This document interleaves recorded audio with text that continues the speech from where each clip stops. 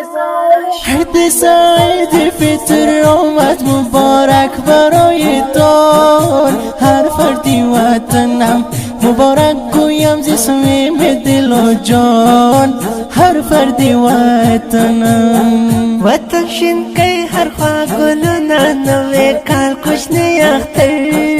سمرا خوند کوینا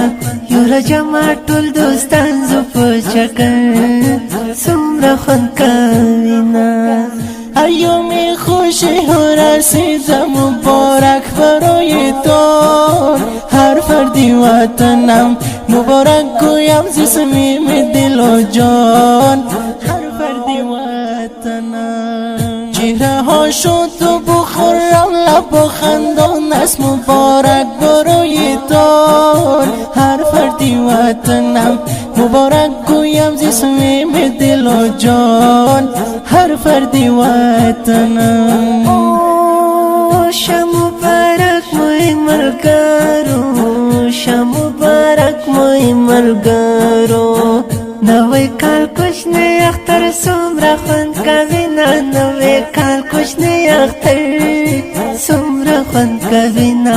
یوره جمع ټول دوستان زو په چکر څومره خوند کوي متبسم لبونو گوشت مبارک برای دار هر فردی وطنم مبارک گویم ز صمیم دل و جان هر فردی وطنم کینه و بغض دل ها رفته همه شده مبارک برای دار هر فردی وطنم مبارک گویم ز صمیم دل و جان هر فردی وطنم یو څنګ په څنګ غاړه په غاړه یو څنګ په څنګ غاړه په غاړه یو څنګ په څنګ غاړه په غاړه یو څنګ په څنګ غاړه په غاړه په خوشحالۍ کې مو پوښلې دي نن زړونه نوې کال کوچنی اختر څومره خوند کوي یوره جمع ټول دوستان زو په چکر څومره خوند کوي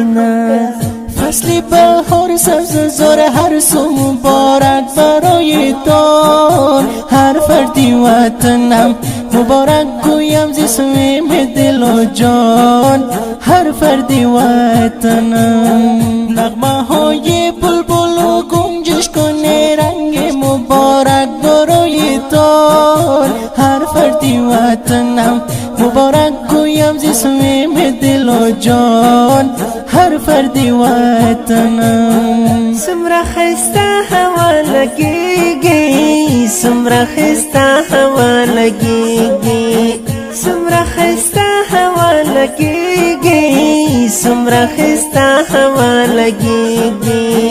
درځي چې ټول سره یو ځای ملو تاسونه نوې کال کوچنی اختر څومره خوند کوي یوره جمع ټول دوستان زو په چکر څومره خوند کوي